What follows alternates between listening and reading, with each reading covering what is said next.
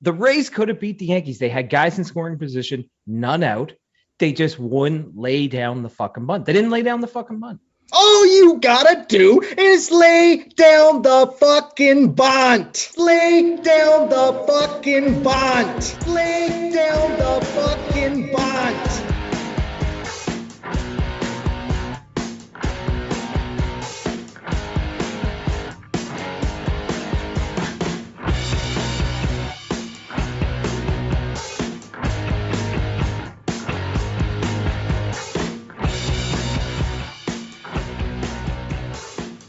Welcome to episode 106 of the Tip In Maple Leafs podcast. On today's episode, we're going to look at the first week of Leafs training camp, the first three preseason games, right in the brunt out of the gates. Sledgehammer laying it down, and Michaela is loving it. Early groin problems, Morgan Rielly's contract situation, Dubas doubling down on his boys again, Sheldon fucking Keefe, Matthew strengthening his wrist, what the opening night lineup may look like. Is Tom Brady helping the Maple Leafs? So long, Jim Houston. And also, we're going to kick off the show laying down the bunt with a little Blue Jays talk because it's Sunday night. We just finished watching the Blue Jays dominate the Orioles again, only to have the season come to an end because the Yankees pulled one out at the bottom of the ninth and the Red Sox pulled one out in the top of the ninth. Heartbreaker, brother. Heartbreaker. It was terrible, man. Oh, man. We were talking about this before we started recording. You put it in the other team's hands, it normally doesn't work in your favor. That's just it. And, here we go. They needed to win out in three remaining games against the Orioles. Baltimore Orioles. Yeah. They did in easy fashion, maybe not so much Friday night, but Saturday, Sunday smoked them. We are recording this directly after the Toronto Blue Jays just failed to make the playoffs. It's directly after. So Sunday evening around 7 o'clock. And, like you said, it wasn't in their hands. They had to win out. They did it. But then you're counting on Boston. You're counting on the Yankees to lose. And yeah. It usually doesn't work in the team's favor that needs another team to lose. You got to put it in your hands where you win, you're in. I 100% agree, but here's the fucking thing, man. Both of those games, the Yankees and the Rays and the Sox and the Nationals, were won in the bottom of the ninth inning. Yeah, well, the Red Sox sit in the top of the ninth. They were both won in the ninth inning. You're right. So I know it was Nationals were leading. We didn't know what was going to happen even after the Blue Jays game ended and they had won. Yeah. And the Yankees had won. We still didn't know if there was going to be a game tomorrow night. On what I was watching, I kept the Sportsnet Ontario feed on and was watching the Jays game right to the end. Springer was doing his interview on field with Hazel Mays and whatever, or Hazel May or whatever her name is, and as soon as Jamie Campbell and the other guy are hey, now we're going to throw it over to the Red Sox game. As soon as they threw it over to the Red Sox game, the next pitch, the guy hits a 2-run fucking shot. I know. And it was over. I'm over. You got to be fucking kidding me here. Even before that, when the Jays had such a big lead, I checked my phone and saw it was going into the bottom of the ninth and the Yankees and the Rays, and they had runners in position to score. So I was I'm just going to flip over to that game and watch and see what happens. And the second that I flipped it over, Judge grounds it to second. They had their big boys coming up too, right? So yeah, it was not a good ending, but a good season. I mean, great way it season. Started for the Jays and the bouncing around because of COVID. Oh yeah, all that shit happening. They were phenomenal. And honestly, in my opinion, between the Mariners, the Jays, the Red Sox, and the Yankees, the Blue Jays are the best team of those four teams. No doubt. They're the best team. I agree. But you know what, man? Here's George Springer just coming on hot at the end there. I think he hit a home run the first or second pitch of the game. He always fucking does that. And then he hit a grand slam later on in the game. But you just look at, they missed out by a fucking game. Really a run. The Yankees won 1-0. If they just lose that game, the Jays just are go tied. back to the Yankees series that the Jays just played. I know. There's so many things you could say. That one inning where Ray gave up home run, walk, home run. Oh, you take that inning out of it. The Jays are in the wild card. They're playing Boston right now. Maybe he might want to loosen up his pants for next year. That might be God, no. Tighter? I think tighter. Tighter. Okay, fair. Tighter. You want to? I don't know if they can. You want to put some fear in the other team. You got to pull. You wear your pants as tight as you can. You got to pull those fuckers off and on with pliers, man. Those fuckers are tight. You fart, you blow a hole in them. But anyway, good job, Blue Jays. Good season, man. Good job. But just before we get off the Jays, like go back, like Guerrero, incredible season. Bo Bichette, like just up and down the lineup, killer. But Springer, how many games did this guy miss? He missed like half the season.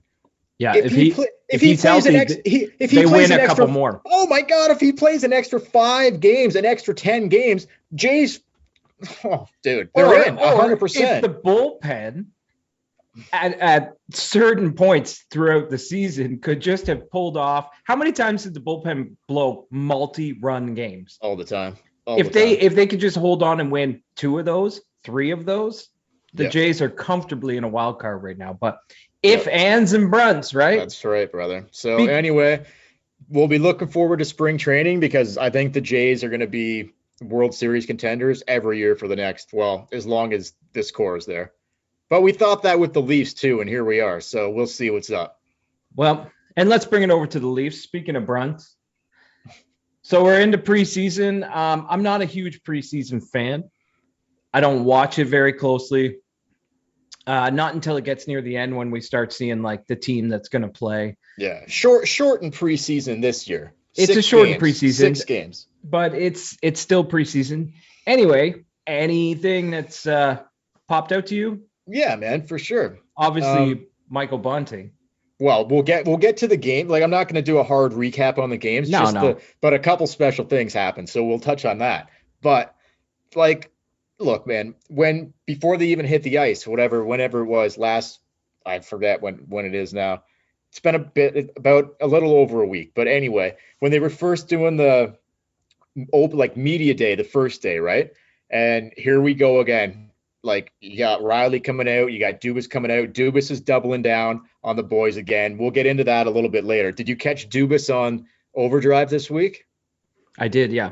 Okay, so we can go over a few things. They talked about a bunch of stuff there, mainly Mitch Marner again, but Dubas doubling down. But anyway, Morgan Rielly and Kyle Dubas, the biggest thing I took away from this is that, well, here we go with the contract. Here we go again. It's Zach Hyman fucking 2.0 again.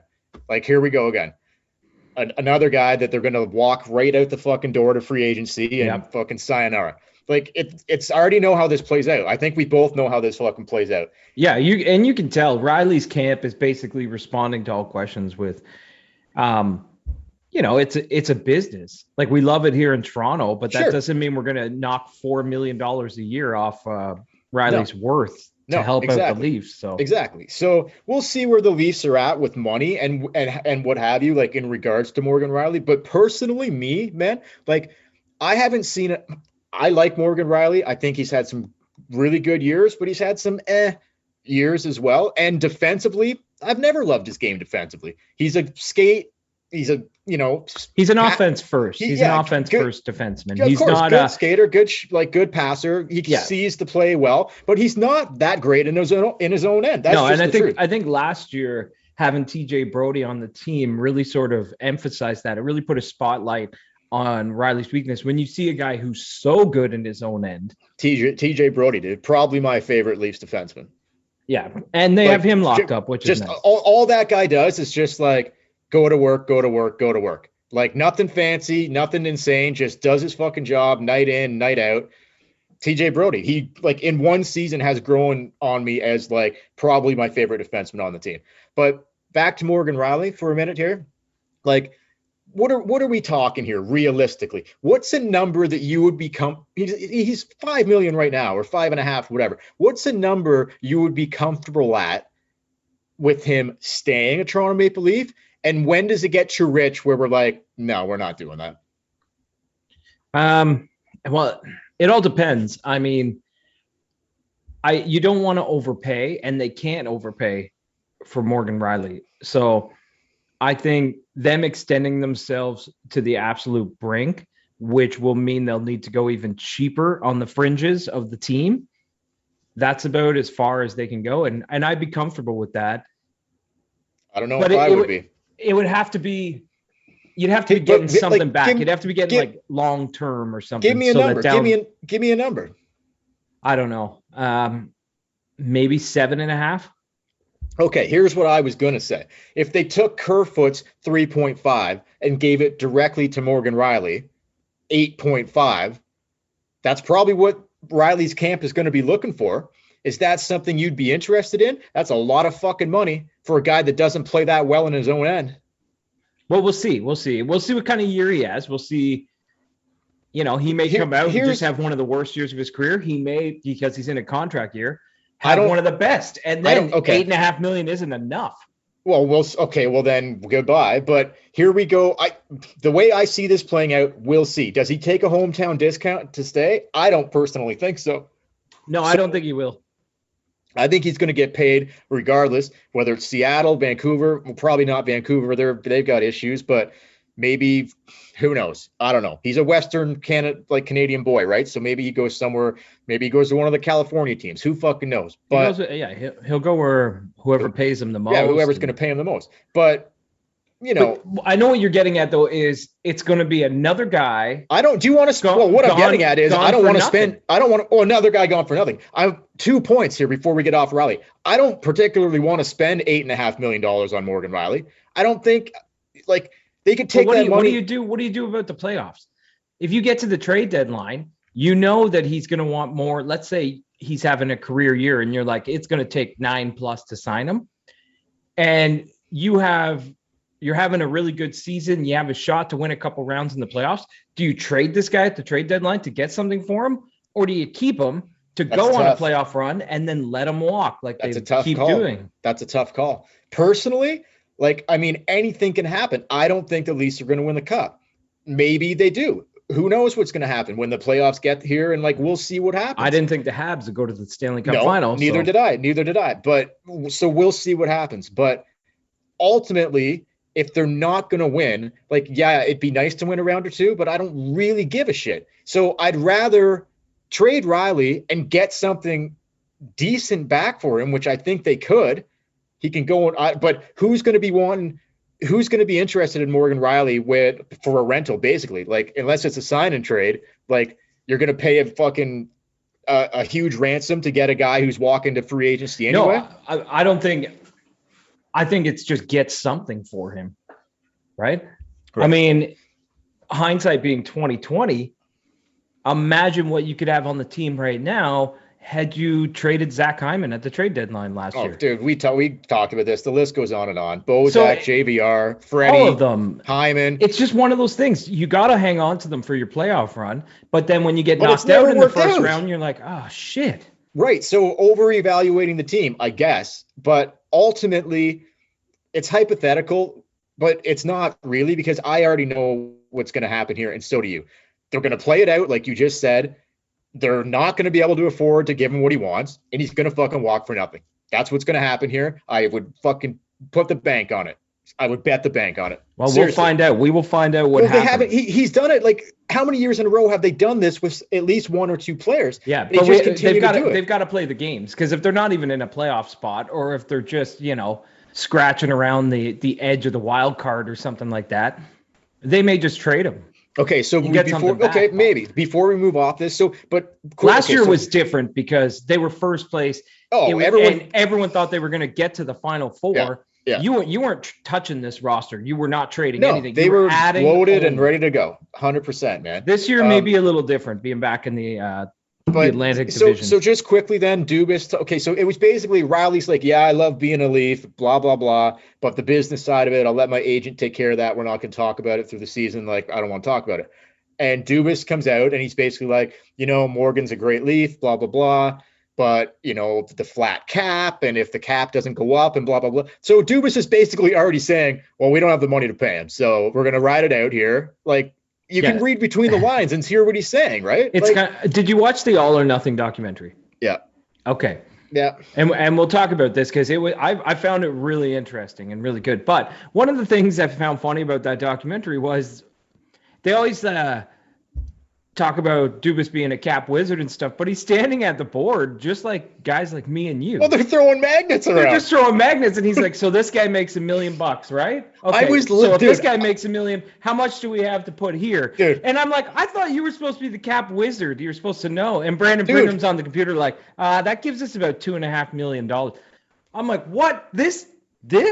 This is what you guys get praised for all the time? Me and Dale could be fucking doing this." I was literally watching that episode thinking to myself, Jesus Christ, man. Chad and I could be sitting in his basement like with a big whiteboard with a bunch of magnets being like, should we do this? Should we do this? Will this work? What about and they're just ballparking. So this guy makes around $1 million and you're like, "What? You are the actual managers of this team."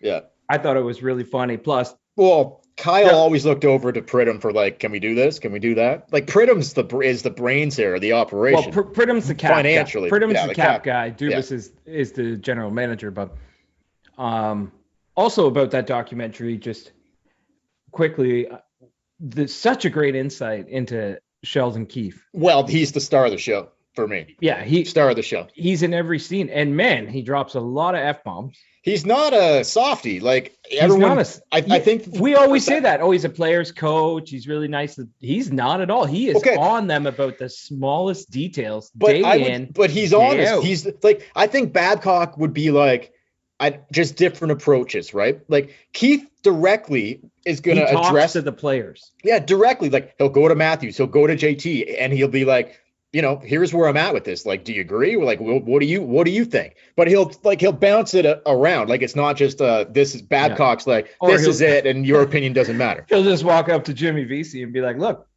you're you not suck. Good enough. Yeah, you're gone. You're out of here." I was watching that thing, and oh my God, Dale's probably crying tears of joy that this actually happened. Oh, I thought because you hated Jimmy Vesey, and the coach did too, apparently. They started him on the second line last year, right on the wing with JT. Well, you got to give him a chance, right? That didn't work out. Look at how they started last year. Thornton on the top line, VC on the second line. By the end of the year, Thornton was on the fourth line, and VC was in fucking Vancouver. Yeah. So, Thornton was another guy that I really loved on that documentary. Oh yeah, he's great, man. But and Campbell, it took like 3 episodes in for them to get to the goalies, but once Jack showed up, it's like, this just made me love Jack Campbell even more.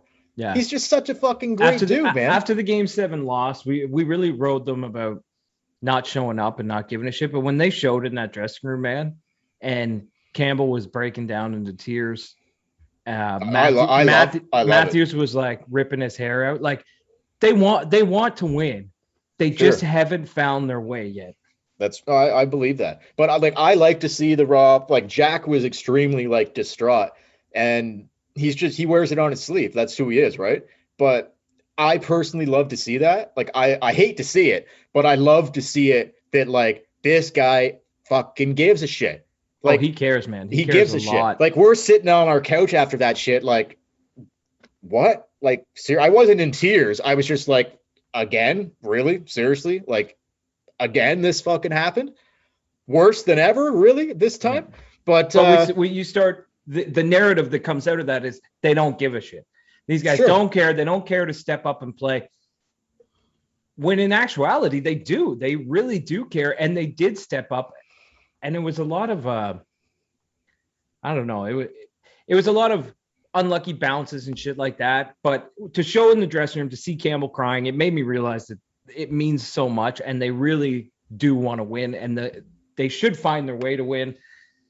Dude, and it is a thin margin. Like, let's be honest here. They did not find a way to get it done, but they were a goal away several times, a shot away several times. Like that series should have been over in 5 games. When they show the overtime where they're out shooting them 13-1 and Galchenyuk gives away the puck, and instantly Keefe's just like, fuck. Yeah. Like he knew it was over. Oh yeah.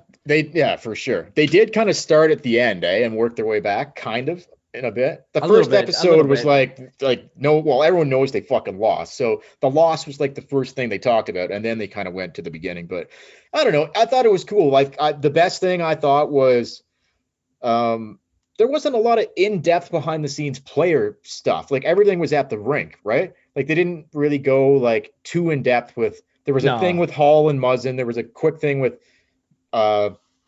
Marner and his chick and whatever. Matthews brought his dog in one day, but there wasn't a lot of like personal stuff. Yeah, but I think that's what the show. They've done the stuff. Austin's parents drinking margaritas on the couch in Arizona. Yeah. Man, those two, those parents know how to raise kids. All their kids are fucking dynamite. But anyway,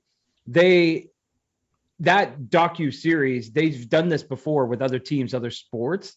It's very, very heavy on the sporting and the coaching mainly, like sort of the dressing room speeches and things like that. When we watched 24/7, the road to the Winter Classic, it was very character driven. They did a lot of backstories and interviewed parents and things like that. This one was way more all about the hockey. And like you say, a lot about Keefe.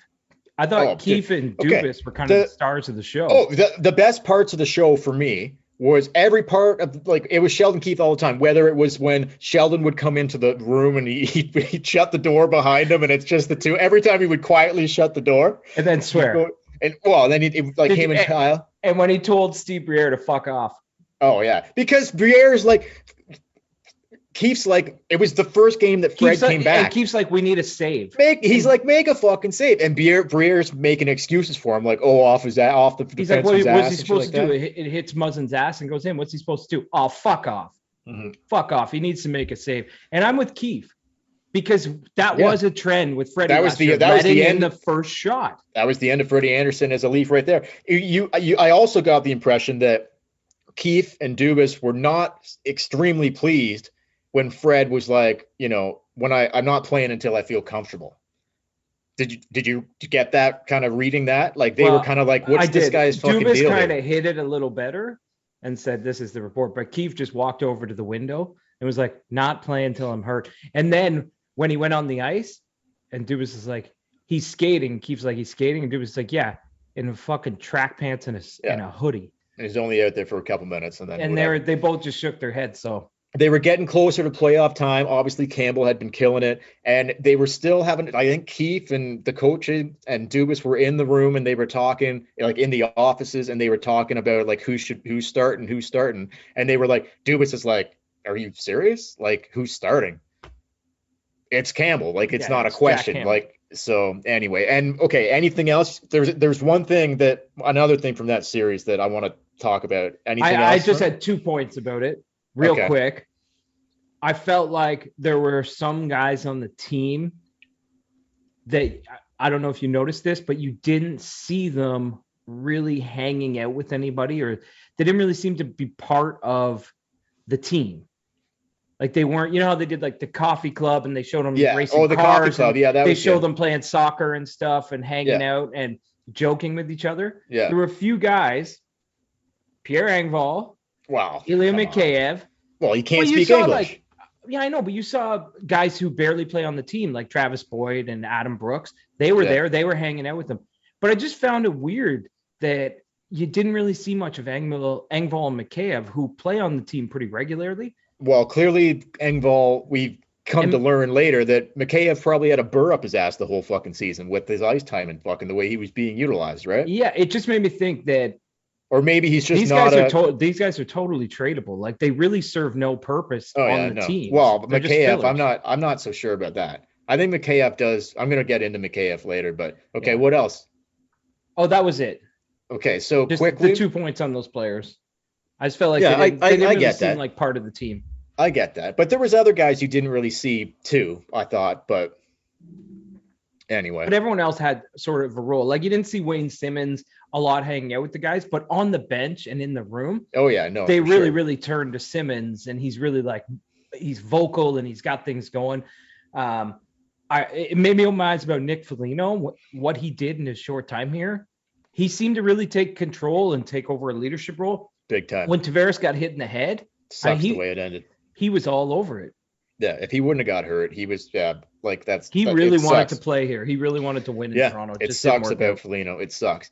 But okay, quickly, and then we'll move on. But just Paul Walrus, Paul McLean, or Paul, what's his fucking name? Paul McLean. Is it? He, when they were getting close to the playoffs, it might have been in the playoffs. It might have been the final episode when they maybe had blew the 3-1 lead already, and it was going into either game 6 or game 7. I can't remember. And he's in the coach's room and he's talking about demons. Do you remember this? And he's like, demons. He's like, these guys have demons everywhere. They got demons when they they come home when they wake up in the morning. There's a demon beside them in bed. There's a demon underneath their bed when they go home to sleep at night. Like demons everywhere for these guys. Like he's like referring to not winning, right? Like all they can think of is like these not winning demons. And I just thought that was like, he's bang on. He's bang on the money. Because how many times have we had a similar conversation on this podcast where we're like, how is this not affecting them fucking mentally? Like they still seem to be a confident group, like Matthews and Marner, like they're confident, cocky guys, but deep down when they're in that situation again,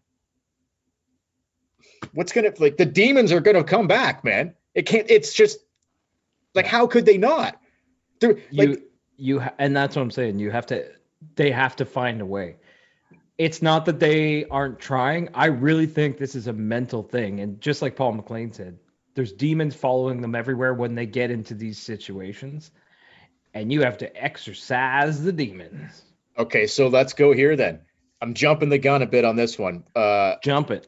So the Leafs made a significant hire in the offseason. A peak performance coach who doesn't work with a lot of people. He's best known for working with Tom Brady and Michael Phelps. His name is Craig Harden, I believe. And so do you know what I'm talking about? Did you look into any of this or no? I did, yeah. Just vaguely. And then I was like, I'm going to let Dale take this one because you were pretty excited about it. Okay, because I think this is what you need. Like, we're talking about Michael Phelps, a guy that is, look at Michael Phelps and his accomplishments. Look at Tom Brady, like second to none. I fucking personally can't stand Tom Brady. Can't fucking stand him. But he's a winner. I respect his accomplishments. Like, no one's ever won fucking 7 Super Bowls before. It probably might not ever happen again. So, how much has this Harden guy helped with the mental aspect of Brady's game and the mental aspect of what Michael Phelps has done? I mean, I don't know. I don't know the true aspect of it, but I would say couldn't really think of a better person to be like, if you're going to have Mitch and Austin and these guys try to get over, like, peak performance coach is his title. And I don't know how they snagged this guy. Like, I'm sure the price tag must have been fucking enormous. Look who we're talking about here. Tom Brady and fucking, like, it would have been crazy. Yeah, but it's the Toronto Maple Leafs. No, but so if it's Dubas or whoever that targeted in on this being like, this, something like this needs to happen. I think this is probably the greatest thing. Like, if anything's going on, or like, I don't know how it's going to work. Like, if he's just going to be there for them to go and see, like, all the time, or like, I don't know how it's going to work, but I think it's great that, like, or maybe if Harden sees something, like, he'll call Mitch in or Austin or Willie and be like, here's a situation where you could do this instead, or maybe you try this instead, or I don't know, but I think it's interesting. Don't you think? Yeah, it's very interesting. Dubas has always said that since the beginning of his hire. And it was something that prior GMs didn't use. It's like, if you have the resources, you use them as best as you can. Because guys before, like Brian Burke and those guys, they used to hire just like buddies to fill roles throughout the thing. Oh yeah. Where Dubas is like, hey, if you can hire an experienced coach like Paul McLean to just sit up in the press box and watch the games and just help give some input, and it doesn't go against the cap, you do it. And if you can bring in a guy like this Harden, who has the skill set that he's worked with champions before, you do it. Every little bit can help. Everything, all the resources the Leafs have outside of the team, outside of the salary cap, man, tap that shit.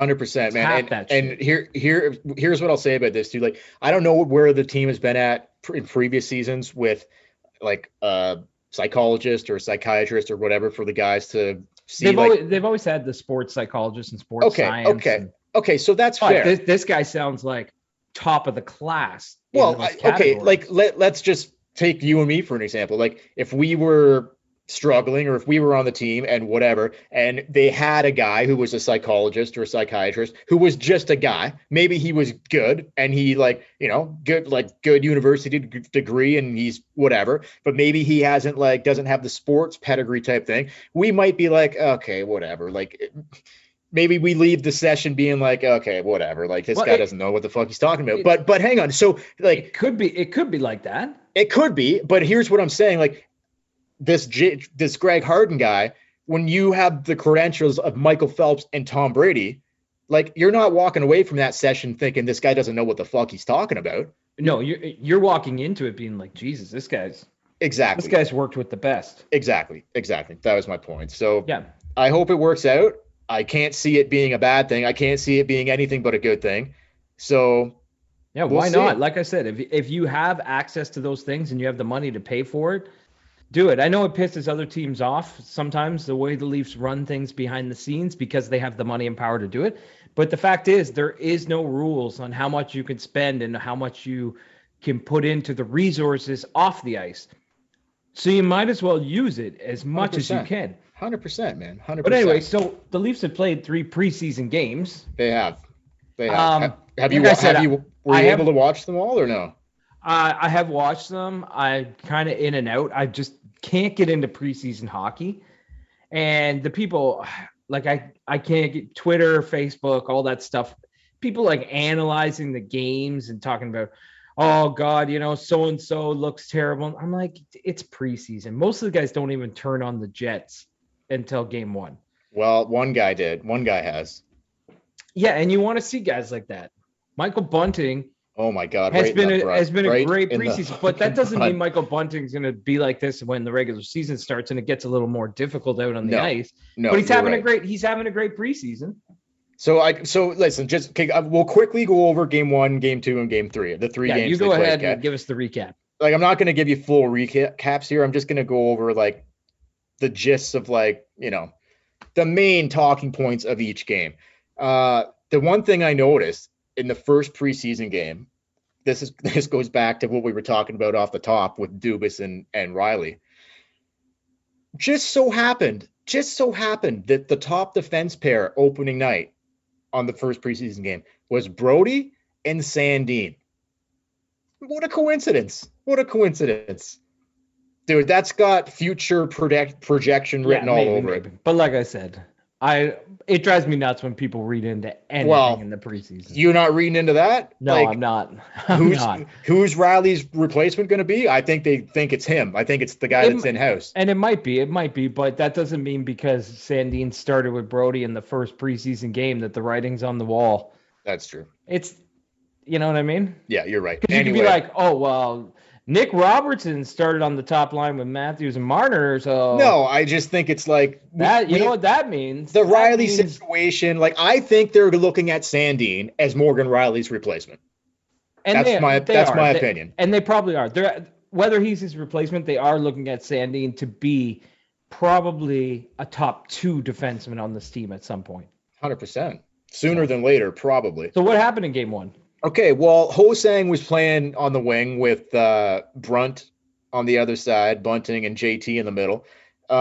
Gabriel was laying some big hits. Nylander looked incredible. I thought Muzzin looked really good. Robertson, I thought, had a good first game. Like he was a pit bull on the puck out there. Last couple games, didn't love his game. But anyway, JT, there's a special – I'm going to do a recap, and then at the end of game 3, we'll do something very special. Nylander rips it. John Tavares, he's playing his first game back from being hit last year and missing all the playoff time.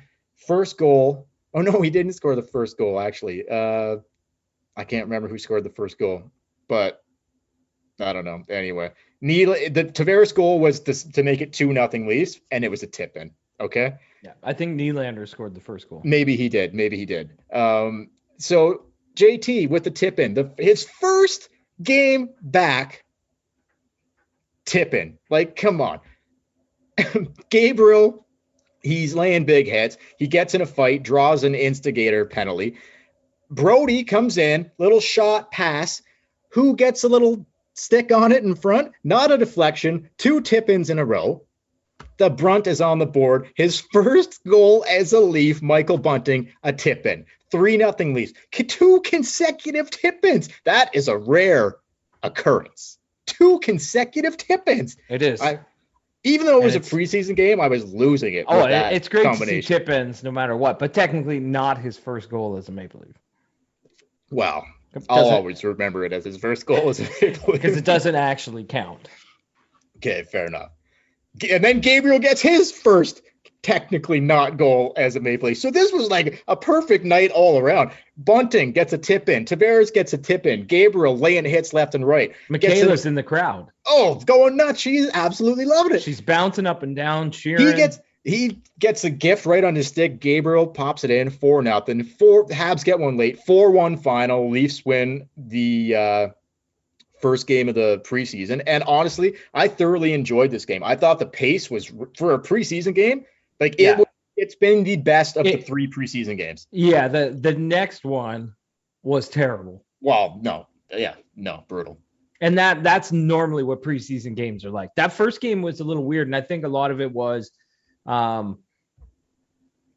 probably sort of pent up stuff from the Leafs, just wanting to get back out on the ice after the way things ended last year. Guys like Nylander and Tavares, Bunting wanted to make an impact. Gabriel, it was a good lineup to start with. Yeah, I thought so. But the next game, whoa. Yeah, the next game, the lineup was not wasn't as good.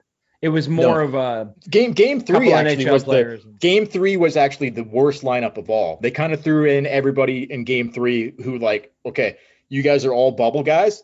Let's see what you got. In game 2, they were playing. Rielly was playing and Mikheyev. Marner played.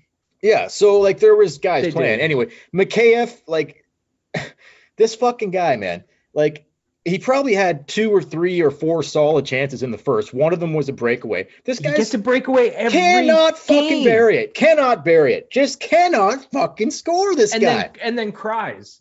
And then cries. He's not getting played the right way. I know. Dude, put it in the fucking net, bud. Yeah. Just put it in the fucking net. Score on these breakaways, and you'll get to play top 6 minutes. Jesus. And then here's what came into play that caught my eye in this. I didn't really notice it in the first preseason game, but in the second one I did. The new cross-checking call. Oh, man. The players are having a lot of difficulty with it, eh? Well, you can't even touch a guy anymore. All this hacking in front of the net, when on the power plays and shit, that's fucking over, man. And and guys have been playing that way since they were kids. Oh, dude. And all of a sudden, it's no, you can't do that. That's going to be really hard. The scorers and the superstars are going to love it, but the defensemen are what am I supposed to do here? Just tie up his stick. Especially older, slower defensemen. Big bodied defensemen who can't really skate, and his whole job is clearing people out in front of the net. Guys like Zdeno Chara, he plays like that. I'm drawing a blank on who the guy that the Leafs used to have. Roman Polak. He plays like that's going to ruin guys like that game. That's their game. They're great at it now. It's going to be what are they going to do? Just sit there and use their stick? They can't keep up hands and feet. I wonder if it'll stick. I wonder if it'll stick or not. No, I wonder if they do this every year. They bring in a new rule and they call it hard in the preseason, and then they really go soft. But I think a lot of the superstars like Sid and I know Matthews has an issue with it, and McDavid, I'm pretty sure they brought it to the awareness of the league. This cross-checking shit is out of control. I'm not saying they're not going to call it, but I bet they just go a little more lenient when the regular season starts. So you can get away with it. I don't know. I don't know how they can do that. Cross-check's a cross-check. I know, but they may turn a blind eye to the first 2 or 3 cross-checks. You may get a couple in there and then they'll call it. Right now, like you say, second you do it. And that was a big reason in game 2 of the preseason why the game sucked. There was no flow to that game. It was all special teams. The Leafs went 0 for 3 on the power play in that game.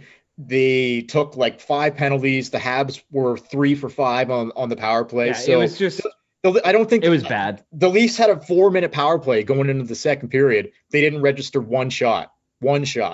So I'm just okay, here we go again. Power play. They got a new guy running the power play, not Malhotra, this other dude they hired. Wait till they get all the guys back that are going to actually play on the power play. For sure. They had guys playing on that power play who will never ever play on the power play this season. No, 100%. But anyway, so in game 2, they ended up losing 5-2. Mrazek came in halfway through the game. Campbell kind of got hung out to dry in the first period and a half. Yeah. All the power plays, it was just not, they were scrambling. There was no flow to the game at all. No. But Mrazek really came shitty. in, made a couple big glove saves in the third. But Camp scored and Cache scored. Yep. So, and Camp scores 1 a year, so that's it. well, he scored in the next game too, so he's already got more. Did he? I didn't see the third game. Yeah, he did. So he's already got more than he had. Didn't he have 1 last year? He had 1. He's got 2 in the He's only played 3 games. He's got 2 goals. Yeah. Well, interesting. But anyway, yeah. So it was a special teams all night long in that second game. They lose 5-2 and whatever. But game 3. So this is the worst game of all 3 of them, but the best. Kind of, because Bunting gets a hat trick, okay? And 2 of the goals. Are we not going to do just the tip because it's preseason? Like, should we wait? Because this is pretty special, man. This equals up. We can talk about how special it is, but there is no just the tip until it actually counts towards points. Fair enough. But this is something we have never seen in like whatever the 3 years or 4 years now, 3 years I think we've been doing this podcast. We're talking a quadruple tip in 1 week. Quadruple tippins. A quad tip. JT gets 1. Bunting 3 3 of Bunting's 4 preseason goals. I can already see them stitching Bunting on the back of your jersey. If this guy keeps it up, I already got it. No, I'm just joking. If this guy keeps it up. But you know what's funny? When they signed I'll just get the brunt, not Bunting, just the brunt. When they signed the brunt, you sent me a message in the summer, and you're like, watch this. And it was all Bunting's goals from last year. And you're like, this guy is a tip-in machine. And I was like, we'll see. I watched the YouTube video. I'm like, yeah, he gets a lot of tip-ins. But you were like, no, this guy could be one of the greatest tip-ins we've ever seen in a Maple Leaf uniform. And he's got 3 so far. He is out of the gates flying. Like, I don't think we've ever seen this in the history of the show. And no one loves a tip-in like us, okay? No. We know everything about tip-ins. And I've never seen a quadruple tip in 1 week before. No. 3 games. John Tavares, who always is one of the greatest tip-ins. One of the greatest. But not only is it just so rare and so special to have a quadruple tip, but 3 of the tips came from the same fucking guy. Came from the same stick. Came from the same fucking guy. Now that is like, jeez, man. Yeah. Like you might have a week where like you get 2 tip-ins, and you might have a rare week where you get 2 tip-ins from the same guy. But you're right. A quad tip where 3 of the tips come off the same tip. Dude, like a quadruple tip. 3 of them, like Bunting's got every hole plugged, and JT's tip was great, but Bunting's got 3 tips in, every hole is plugged, and JT's just standing there with trying to get the tip in. He did get it in eventually, but yeah, well, he got the first one in, and then Bunting's like, hold my beer. That's right. And just showed him how it's done. So we'll see. We will do just the tip, and hopefully we do it on opening night. I can't believe we didn't do it for this because it's such a special occasion. We might never ever see this again. We went weeks, maybe a month over last year. You can't do it in preseason. Yeah, fair. You can't do it in preseason. But this was special. Just like they haven't played a real game yet, we haven't done a real just the tip yet. Okay, that's if fair. Bunting gets 3 in a week and the Leafs come out with 8 points, look out. We'll do a whole just the tip episode. So for that, no, 100%. That is. We should have almost did that tonight, but preseason, I get it. But anyway, so Bunting with the hat trick, Leafs win 4-0 final. Mrazek gets a 19 save shutout. I thought Ho-Sang, he played in game 1, he played in game 3. I thought he 3 assists. He assisted on every Bunting goal. So I thought Ho-Sang has looked good, but overall that game, like, for guys fighting for jobs and like that kind of shit, I didn't like nobody really stood out to me except for I thought Mrazek played fairly well and Bunting and Ho-Sang. But Bunting's going to be on the team. I know that. Ho-Sang's a bubble player. Bunting's already got a spot locked up. But what about the guys that we were talking about earlier from the documentary, like Mikheyev and Engvall. Okay, well, What have you thought about them in the preseason? Engvall. Okay, listen to this. Has Engvall even played? No, and here's why. Because we've got some early groin problems here. Oh my folks. God! Now I hate to be the bearer of bad news here. I hate to be the bearer of bad news, but right out of the gates, before Engvall can even get into a preseason game, he can't go. Okay, because he's dealing with a slight groin issue. Yeah. Okay? Do you know what happened? He No. was okay. He was trimming the bush. Well, his neck got too hyperextended. The goose came out. No, the goose was loose. He was trimming the bush and he slipped and fell. Yeah, he was out in the backyard with the clippers, trimming the bushes. Out in the backyard. Wow. And he slipped and fell. Okay, well, that's very unfortunate. Very unfortunate. Yeah. Apparently, I don't know, maybe, because he's Swedish, he really likes it bushy around his place, but maybe he slipped and fell. So, and also in going back to game one of the preseason, the goalies scheduled for game one were Hutchinson and Ian Scott. Hutchinson played the first two periods. Ian Scott came in for the third period. Yeah, made a couple huge saves. 4 minutes in, he hobbling to the bench. Groin. Fucking groin, man. So we got a couple guys down early. Okay, wait. Not key guys, but we got a couple guys down out of the gates early with groin. How did we not talk about the part in the All or Nothing documentary when Jack Campbell says on the ice, "How's your groin, bud?" Remember he said, "I heard something pop," and then the guys walk over to him. Yeah, he goes, "Soupy, are you okay?" And he's like, "I tore my groin." Yeah, I tore my groin, but I'm gonna finish it out. I tore my groin. That's right. He left game. You can go back and listen to our podcast. Right. Keefe said, "We don't know. We'll have an update in the morning," but Chad and Dale called it here on the podcast, groin injury, and 100%. We were right. The documentary 100%. Proves we were right. Dude, he said it. I tore my groin. We said it that night. Nobody called it. TSN, Sportsnet, none of you guys got it. Listen, we can't get many things right on this podcast, okay? But we know. But one thing we never get wrong is a groin injury, okay? We know it when we see it. We know a groin injury. 100%. We know tip-ins and we know pulled groins. Big time. It's our specialty. When I watched that in the documentary, I was like standing up screaming at the TV. I'm like, I knew it. We were right from the beginning. Come on. Everyone's like, "Oh, you guys aren't doctors. You guys aren't doctors." Yeah, we're not. You don't need to be a doctor to diagnose a groin situation, okay? Come on, let's get serious. He tore his groin. He tore it big time. Anyway, so we have a couple groin injuries on the team right now. Engvall slipped in the bush, and poor Ian Scott. This guy just can't stay healthy. He's always got groin issues. Some guys are just like that. Yeah, it's unfortunate for the. So they played 3 preseason games. They're 2-1. Yep, 2-1. They played the Sens tomorrow night in Ottawa again, and then I think they're back home for the final 2 against the Sens again and Montreal. I think I might be wrong on that, but I know they're in Ottawa tomorrow to play the Sens again. But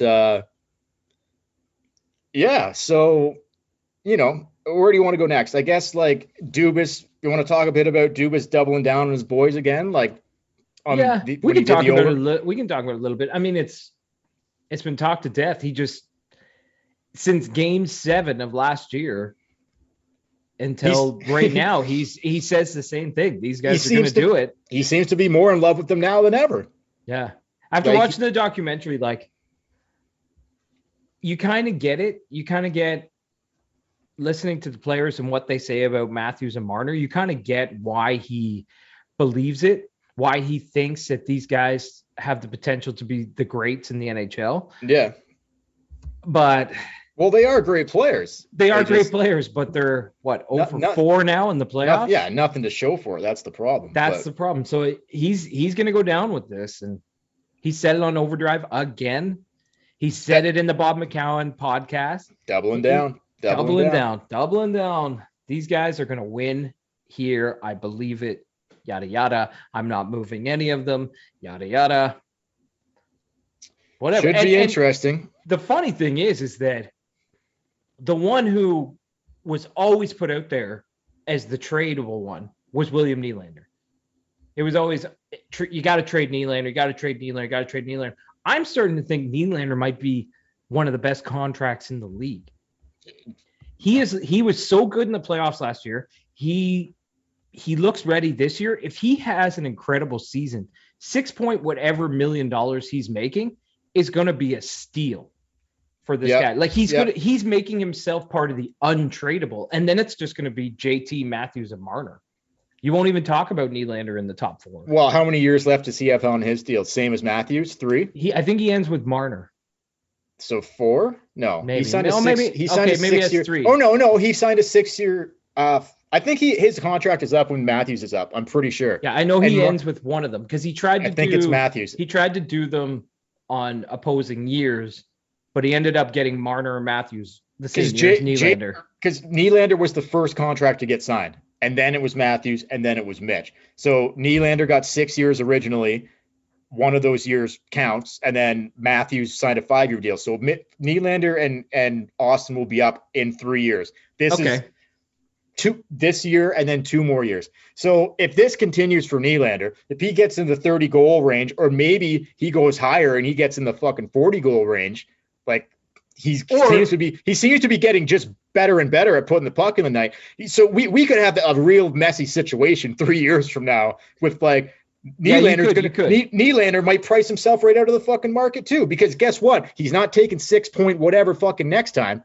It's 10. No, but he took it this time and you have him under contract for that. So it's just getting to a point where if Nylander keeps playing really good, in my eyes, he shouldn't be part of the conversation. As they're always saying, you tied yourself to 4 forwards. When that contract looks really good, you're not really tied to it. It's more the 3. Oh, they could move that contract in a second if they wanted to, but it doesn't make any sense right now. And he's like $4 million below them. I know. But he's always kind of thrown in there, right? So, and he just, I don't know. I have this sinking feeling Nylander is going to have a season. Like he's going to be one of the best players. A groin injury can throw that off. We all know that, but knock on wood, that doesn't happen. No, I think he's safe. Well, I mean, have you seen he kind of came to camp with a new little stashy situation, which I think is fantastic. Like the hair is a little shorter, but the stash is a little longer. So it's all good in the hood. It evens out. Yeah, it evens out. It's a weird stash. Eh? Oh, it's a real porn. Like that's porn territory right there. It's a little bit porn, and it's a little bit like Swedish porn. Yeah, a little bit sophisticated. Like it's a little bit like I'm here to fix the sink, and it's also like I'm here to teach you geography. I don't know what kind of Swedish porn you've been watching, but it's Swedish porn's anything but fucking sophisticated. I'll tell you that right now. I don't watch a whole lot of it. Yeah, it's not, I need my pipes fixed and here comes the plumber. It's a lot more aggressive than that. A lot more aggressive. Well, I'll have to check that out. I'll check that out at Brazzers.com. It's hard to look at sometimes. It's hard to, it's not an easy watch. I'll tell you that. It can be very, very aggressive. But whatever floats your boat. So he has a new stash. Nylander's going to have a hell of a season. For sure. But okay, back to Dubas for a second. So he's doubling down. He's doubling down, and this is it. So do you think that there's any way that the Leafs fail to have success again? And Dubas, okay, I really like Kyle, and we'll get to Sheldon Keefe in the contract extension. We'll go to that next, but. I really like Kyle. Even I liked Kyle before watching the documentary. I like him. I like him. I think Kyle's a smart guy. I just like I don't think he's full of shit. I think he just he believes what he says. I kind of think he does believe what he says. He does, yeah. I don't think he's blowing smoke. I think he believes it. You could see that in the documentary, especially. Do you remember the scene where he talked about when they brought in Galchenyuk? And Keefe said, well, we got to play him now. You traded for him. We got to play him now and put him in the top 6. No, and Dubas is like, no. Everybody's done that to this guy. They've thrown him in and it didn't work. He's like, we've got to take the time. This is his philosophy. And he actually does believe these things. And you're right. I like it. You and I are both fans of Kyle and Sheldon and Shanny. And this docu-series, I don't know if it shined a light on anything that we weren't really aware of. Maybe a bit on Keefe, and maybe probably some on Dubas too. but like, does this make you like them more? Does this make you feel like these are the guys for the job? Or where's your opinion at with like, yeah, I think Keefe and Shanny and Dubas should be here, or we'll see what happens?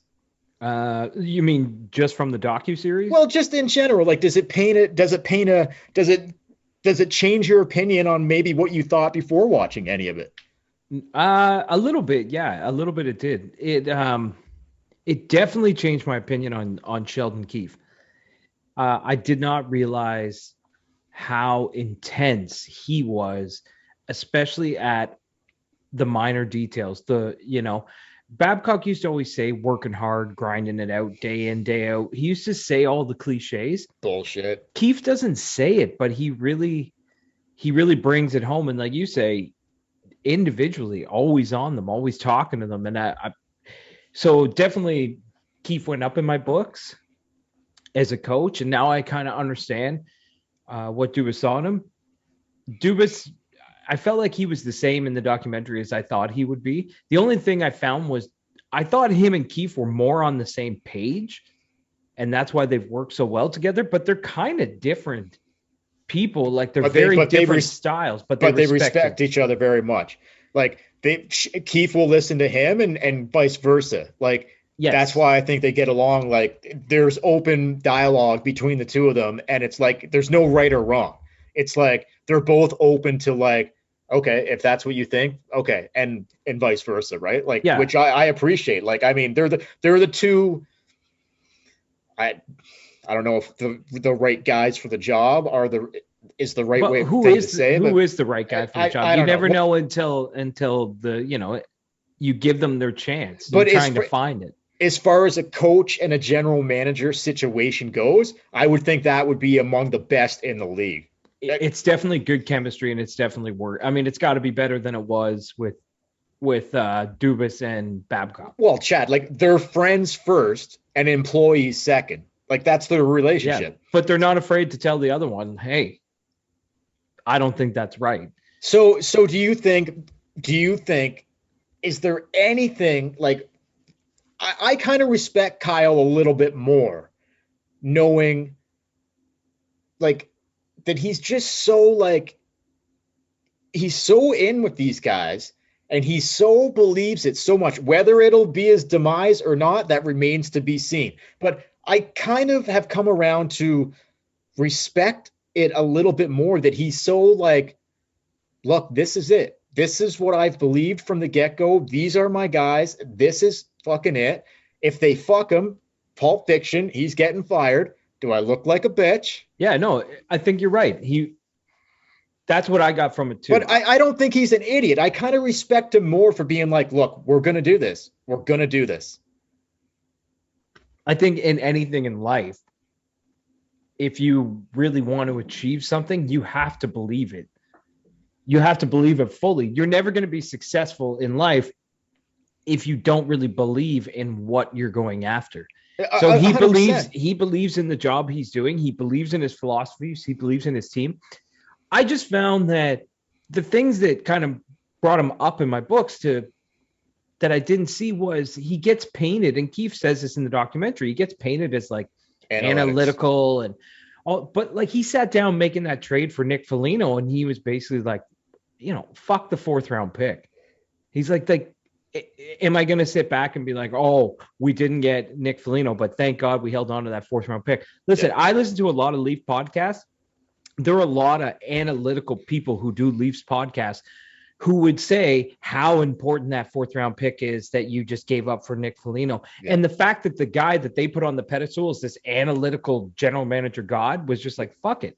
Yeah. Like, we need a guy like Nick Foligno on the team. That was something I didn't really see in Dubas that I got from the documentary, and I really respected it. Shanahan didn't realize how kind of really behind the scenes he is. Yeah, he kind of just lets them go He lets them go, and he's there. Like he's not interfering, or at least they didn't portray that. He's not interfering with Dubas at all. He approves everything. He has to approve it. But yeah, he's very kind of let it go. He doesn't really talk to the team all that much. And I don't know if that's the right call, but I appreciate him just letting Kyle do his job. And, because I think he's like, look, man, like most of the moves that Kyle has made, we've been on board with. Like nobody has a perfect record as a general manager, but like most of the things that Kyle has done, we've like, yeah, I don't love the letting guys go for nothing thing, but no, and we could talk till the cows come home about the contract signings and the negotiating, like sure, the length of the terms, the money, things yeah, like okay, that. sure, yeah, 100%. But the way 100%. he has built the team, Yeah. what he believes in, the players he's gone out and acquired outside of the superstars they've drafted, I don't really have many complaints. Okay, so anyway, do you think there's any scenario here without this team having the success that some type of success, let's just say, any type of success, really? Is there any way Kyle survives this just on good merit? Like if it's not his fault or whatever the case may be, like if they're in a I know what you're saying. If they're in a tight series with the Lightning and they go down swinging in 7 games. No, if they lose in the first round, no matter what happens. That's tough, man. I don't know if I'd like to see Kyle lose his job for that. Like, I know you got to beat Tampa, but if he might not lose his job, but I think other people will start meddling in his job. If they don't go out with a whimper, but they go out with a bang, but they still get beat by a better team, that would sit better with me than like what has previously happened. Yeah, and really it's just the last 2 years. I mean, they had Boston on the ropes, but Boston was probably a better team than them. 100%. But the Columbus play-in round series, they blew that. They were the better team. And last year they blew it with Montreal. I don't know if he would lose his job in that situation, but I do think he would lose his power. He would lose some of his power as GM. The board, Shanahan, I think they would get their fingers in there and be like, we're going to force you to do some things. Like you're going to trade one of these guys. Oh, that's what she said. Let's get the fingers in there. We're going to force some things. That's what she said. That's what's going to happen, man. But anyway. Okay. Anyway. Sheldon Keefe signing a contract extension. 2-year extension. So is this Kyle Dubas saying like, here, sorry. Fucking Sheldon Keefe signed a fucking contract, a fucking extension. Yeah. Every time we talk about Kiefer now, it's got to be fuck this and fuck that. Fuck this and fuck that. So Keefe gets his fucking extension. And look, 2-year extension. His fucking extension. Yeah. At first, I'm like, okay, what? But lame duck coach going into the last year of his deal, which is crazy because COVID and everything kind of threw that whole thing. Like 3 years just like flew the fuck by. And like, he took over Babcock halfway through the season, and then did he sign? I don't know if he signed a 2-year deal or a 3-year deal. Anyway, he signed a 2-year extension. Is this just Dubas looking out for his boy in case it goes south? No, I think. Oh, you don't think so? No, I don't know. After, well, maybe, but they're still paying the big bad cock for one more season. Yeah, but Toronto has the money to do that shit. I think it's a little bit watching out for your buddy, and I think number 2, after watching the documentary, I think this is. Hey, you're doing a good job. Yeah. Like you gotta. It does seem like he has done a good job. Yeah, he's doing a good job, and if you believe that your coach is doing a good job, you give him an extension. Like day to day, I think it. Berkey gave Ron Wilson an extension, and we wanted him fired before the extension. Yeah, no doubt. Like Dave, yeah, that's looking out for his buddy. That's a golden parachute right there. 100%. But this is not. Day to day, Sheldon does seem to be doing a good job, but when it comes to the biggest moments, they're all not doing a great job. So that narrative needs to change. Absolutely, 100%. But anyway, so Keefe will be even if it goes south and Dubas gets the axe, Keefe will probably still be there. Not necessarily, but not necessarily, but he might be there for a little bit. For another general manager. Lou Lamoriello moved on, and Babcock was still there. Yeah, but you knew lame duck as soon as that happened. Yeah, it wasn't going to work. But you may get someone to come in and who likes Keefe, Keefe as a coach, but just is going to give him different players to work with. Let's say this. Hopefully none of that happens. Yes. And they have some fucking success finally. Dubas cannot, he can finally put his money where his mouth is. Keefe has success. There's pressure. The monkey gets off the back, win a couple rounds, show us something. Everybody, live to fight another day. We'll see. Start building this thing for real in the right direction. Okay. Yeah. Missed this off the top. Don't know how I missed it, but I got to circle back quickly on this. Josh Ho-Sang, right out of the gates in fucking media day and shit. Have you seen any of his interviews with the media?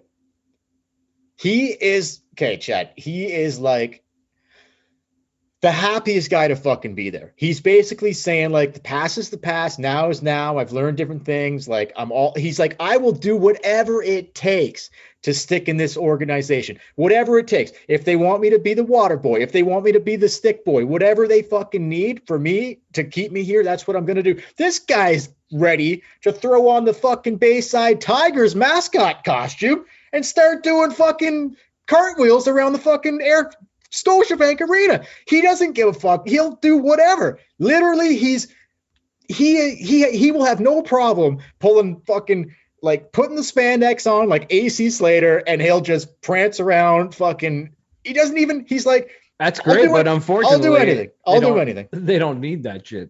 No, but I think it's hilarious. They need a guy to play wing. I know that, but he basically said, like, look, I'm going to Bayside Tiger this thing. Whatever needs to be done, I'll put the Bayside Tiger mascot costume on, and I'm going to. Wouldn't you say this is kind of it for him? Actually, no. He might get another kick at the can, another PTO next year. Well, he's running out. Galchenyuk just got a PTO back with Arizona. Like, what the fuck? Yeah, guys. I think that's insane. Guys will always take a chance on high draft picks that have upside. But I just think and Ho-Sang was that. But when I heard him say those comments about like I'll sharpen the skates, I'll whatever you need me, whatever I need to do to stay here, I'm like, this is fucking Bayside High, man. Bayside Tigers. Get the tiger costume and let's fucking get this puppy rolling. Yeah, Preppy. Anyway, we'll see what happens with Ho-Sang. We'll get to him in once the season starts, if he makes the team. Austin Matthews. His wrist. Stash is still intact, and I love every fucking second of that. Stash is intact. Earrings are bigger. Oh, he's hair is thinner. Yeah, well, it's longer, though. He's got a bigger flow going. Got a way bigger flow. The rest, So first couple of days, nothing really. He was on ice doing some not drills, but just like skating, whatever. And then all of a sudden, boom, he starts like he's not taking full practicing, like he's not taking part in full practice, but he's now, I saw him like stick handling, shooting the puck, like not hammering it, but shooting it. So he must really today he did full contact. Oh, is that right? Yes. Okay, awesome. So he must really be strengthening that wrist. He must have been working overtime, Preppy, on that wrist. He's getting that wrist a good workout. He must be double. He's a lefty anyway. He's a lefty, so it's his left wrist, I think, right? Yeah, it's his left wrist. It's not the knob wrist. No, it's the shaft. It's the shaft wrist. Shaft. So, yeah. Look, man, he's getting it ready. It looks good. So they probably don't play him tomorrow night in Ottawa, but maybe he gets into the final two, or maybe he gets into the final preseason game. He's got to get into at least the final one. But he's the one guy where if he didn't play any games, I wouldn't really fucking worry. Guy scored 3 goals with a sore wrist. Yeah, I wouldn't. 56 game season. I wouldn't worry really about the preseason games. That was another thing about the documentary, how many guys on that team are just like, Austin Matthews is fucking unreal. Oh, Joe Thornton said he's never seen anything like it in his life. Like Joe Thornton was like, he couldn't get his dick out of his mouth. Like he just loved it every second of it. Joe Thornton wearing a mask is one of the greatest things I've ever seen. His ears are always flopped. All you see is beard. Down. All you see is beard. And the mask looks so tiny because his beard is so big. Like what? Don't even wear it. It's not doing anything. No, I know. Anyway, the wrist looks good. Matthews should be healthy to go. Mm-hmm. Mustache looks good. So as of now, we know Bunting's going to be on the team. Do you think Curtis Gabriel will probably be on the opening night roster? Okay, opening night roster. Look, we can do a more in depth. Yeah, I would like to see. I would like to do this after all the preseason games. I think that makes sense. Like next Saturday, we'll be back after the final preseason game, maybe with a little season preview, and then it's regular season go time. So we'll be back every weekend going forward for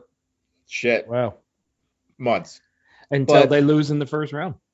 Well, hopefully not. Knock on wood. But Knock on fake just wood. projecting forward quickly, and we can get into this after the final preseason games. But look, Matthews seems like they want to put Matthews and Marner with Richie. That seems like they're going to start that way anyway. Yeah. The second line, I don't know. They've been playing Bunting with Tavares and Hosang. Like, I don't know where that ends up. Does Bunting stay there and Tavares and Nylander end up being there and Hosang? So what ends up with where does Josh Hosang end up? Does he get a contract? Does he start with the Marlies? Does he start in the Bayside Tigers costume? Where do we go here? I have no idea. It's definitely going to be JT and Willie. And then if Bunting keeps doing what he's doing, there's no way you can't put him in front of the net on one of the top two lines. Got to be 100%. You know, like he's supposed to be somewhat your Zach Hyman replacement. And if he's tipping it in like that, Jesus Christ. Okay, so let's say Matthews, Marner, Richie to start, Bunting, Tavares, Nylander. What does the bottom six look like? For me, locks are Spezza, Simmons, Kerfoot, and Mikheyev. I still think Mikheyev can be a valuable player. He's going to play. He kills penalties. So that leaves two spots. That's not enough when you've got guys like Kampf, Cache, Gabriel, or maybe I just answered the question right there. Maybe Gabriel makes the team, but he's not an everyday guy. And there'll be injuries, whatever. So maybe the final two spots are Cache and Kampf. But then you've got Brooks, you've got Engvall, you've got Robertson. I think Engvall could be put on waivers or whatever. If someone claims him, great. If not, bury that money with the Marlies. Don't have an issue with that. Robertson, I think maybe he goes to the Marlies, plays top line minutes. There's an easy one right there. I think Robertson definitely needs another year in the minors. I think Brooks makes the team, but he's probably not an everydayer. So I think Gabriel and Brooks are probably your extras to start. And that gives bottom six, Mikheyev, Kerfoot, Simmons, Spezza, Kampf, and Cache. And then that leaves Hosang. What do you do with Josh Hosang? Do you think I'm close here or no? Yeah, I think you're very close. And that's why I don't want to make any predictions really until the end of the preseason. Right now, I don't know. Like, you might want to keep Hosang around if he would play in the Marlies, just like you say, with injuries in case anything happens, just to have depth. The way he's played in the two games I saw him play, he's a guy that he's outplayed some of the other guys. He's definitely outplayed, but he's prone, and you can see this. He's always going to make stupid mistakes. But he's got high offensive capabilities. Right, but is that what the Leafs need? Why not? Why not? I would keep him in the fold. Or do they need a David Kampf? Okay, it's more of like a shutdown kind of guy in the bottom six. Maybe. But maybe Hosang gives you a little bit more of not as good as Mitch, but closer to what Mitch can give you. Sees the ice very well, can make a play, can make a which is great. A pass. But you already have Mitch. Okay, so yeah, I know, but okay, look, I don't know. I'm high on Hosang personally. I think it wouldn't be a bad idea to offer him a contract, start him with the Marlies. See how it goes in the AHL. Because I think he'd agree to go to the Marlies. He's willing to put the fucking Bayside Tiger mascot fucking costume on. He'll do whatever to stay in the organization. If they give him a contract, he goes to the Marlies for half a year or whatever, and he fucking pops 20 by Christmas. Guess what? He's going to be called up and fucking on the team. So if Kyle's like, okay, here's what we're going to do, Josh. We're going to sign you, but we're going to send you to the Marlies. Show us what you got. And you'll be up here. Show us what you can do, and you'll be here. That's not going to happen until he plays a couple more preseason games. He's definitely I think they're going to make a round. They're going to send some guys down. There's going to be cuts coming. Got to be soon. Yeah. I'd like to see the final two games. He's going to stick around to the end, but we're going to see more near the end. Especially I want to see him play against other lineups. Almost, if not full NHL roster. Yeah. Then you'll get a better idea of what they need. Yeah. Do they need another flashy small forward skating around the ice doing things? Or maybe do they need a Kampf or a Cash? Or maybe Curtis Gabriel should play more than just once in a while. Maybe he should play on a regular basis. Look at the division they're in. Tampa are beasts. Boston's a beast of a team. Yep. Florida's a heavy team. Montreal, not so much, but they can play a heavy game. Like, there's a lot. you may need Curtis Gabriel a lot more than you think. And look, I'll tell you, yeah, you're right, man. And I like personally the games I've seen Gabriel play. He, to me, like he brings it where like every shift he's bringing it. He'll finish his check. Yep. He's not flashy, nothing, but he's a banger. He'll stand up for his fucking teammates, whatever the case may be. Energy guy. Like if they had a fourth line of Spezza, Simmons, and Gabriel, I would not hate that at all. No, not at all. You put Simmons and you put Spezza in the middle with Simmons and Gabriel on the wings. That's going to be energy line fucking every time they're on the ice. Yeah, and it was too much last year. Watching the documentary, it was too much last year to put that all on Wayne Simmons. He did a hell of a job, and you saw in the dressing room how much the guys appreciated and how it had turned the momentum of the game when this guy just showed up and did what he did. To Simmons, have another guy like that, I always thought you put the two of them together on the same fucking line. Look out! I always thought when Matt Martin was on the team, the players played a little different. Back in the day when Matt Martin played, Marner played a little stronger, and they were just rookies. 100%. And they played 100%. A little bigger. I think Simmons kind of brings that, but he got hurt last year, and he was never the same after the broken wrist. No. To have another guy like that, Curtis Gabriel, I honestly think it can't hurt, and I would rather that than Ho-Sang skating around making nice passes. But I'm not the general manager, I'm with you on that one. But that still leaves not talking. Like I think Gabriel and Brooks both make the team out of camp personally. But I don't know if they start in the lineup. Like I said, I think you could see Mikheyev with Kerfoot and Camp. Maybe Kerfoot goes to the wing. Camp plays center with Kerfoot and Mikheyev. And your fourth line might be, I don't know, did you bring Cache in to play on the fucking fourth line with Spezza and Simmons? Like, maybe to start, that's not a bad idea because the guy's only played a handful of games the last couple of seasons because of all of his injuries. So it might not be the worst idea to start him down like lower in the lineup, right? Yeah. He's a different type of player. He's more of he's a second or third liner, in my opinion. I think he would fit great on the third line, but the third line you just said, I think Mikheyev's the only guy I would take off that line.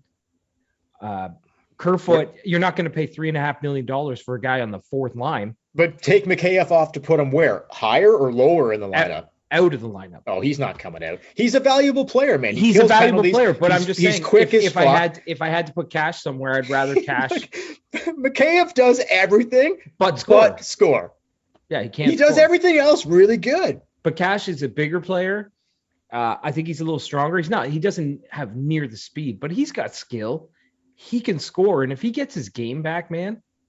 Yeah, he's not going to be banging and hitting though. I think like Mikheyev's a bigger body. I think Cash will be like he's going to want to stay healthy. You're not going to see him banging. Cash scores a lot of goals from places that I don't think Mikheyev wants to score on the rush. He wants to score on breakaways and off the wing and stuff like that. Yeah. Cash scores a lot of goals like closer to the net, not like Rielly set up Bunting where he's basically tipping it off his dick and in the net. Rielly set him up, Cache, in one of the preseason games. He was like right in front of the net and he buried it. So yeah, and that might be. I mean, let's face it, Mikheyev brings a lot to the table, sure, and he's got a lot going on. Yeah, but if he's not scoring, eventually you've got to be like, okay. And I don't know. But he does a lot of other things. Some of these guys are going to be gone. No, I know. But Mikheyev does a lot of other things that he's a great penalty killer. So, yeah. Anyway, what about Goose when he comes back from the groin? I think Goose is done.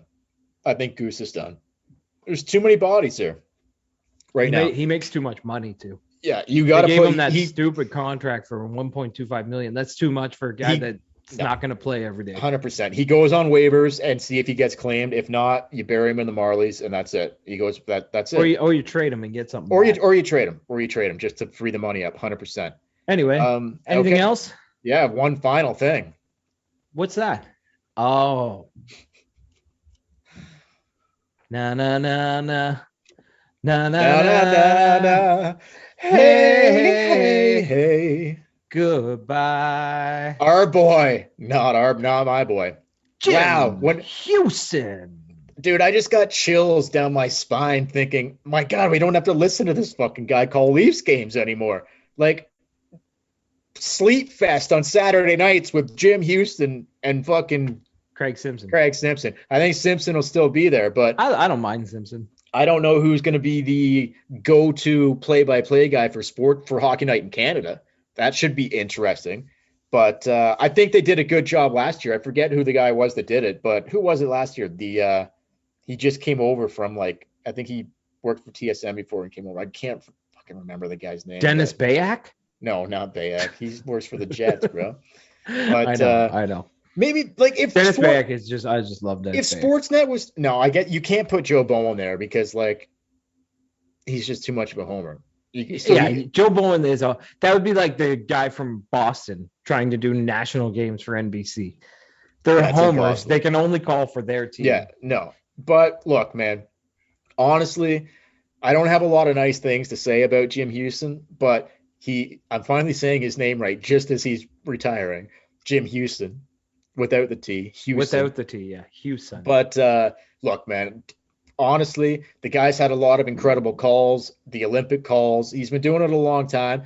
I did not – his Olympic calls were okay, but, I just did not like his play-by-play style on Hockey Night in Canada, especially – the Leafs games. It just drove me fucking – how many times on this podcast have we talked about this guy? You have spent a lot of time going off on man. Maybe you don't dislike him as much as I do. But no, I don't mind him. I don't mind him as much. I know you're not alone. There is – when he's doing play-by-play, he's always trending on Twitter, and Leaf fans are just like, fuck this guy. Dude, when he said he was going to retire, I posted our first post on Facebook in a long time because I've been distraught over the Leafs – lost to the Habs, and we weren't really posting throughout the summer or whatever. But I mean, whoa, when I found I think I made a post and I titled it "Dreams Do Come True." Yeah, they do. They do. Jim Houston. We never have to listen to this fucking guy ever again call a Leafs game. Hallelujah, amen, and good night. For the Tip In Maple Leafs podcast, don't forget to follow us on Facebook and Instagram at the Tip In Maple Leafs podcast, on Twitter at the Tip In Podcast, email us at the tipinpodcast@gmail.com. Also, we'll be back next weekend, probably with our season preview. We might have an interview with an old Leafs fan from the 90s. That's coming up on the next episode. And until next time, we will catch you later. Lay down the fucking bunt.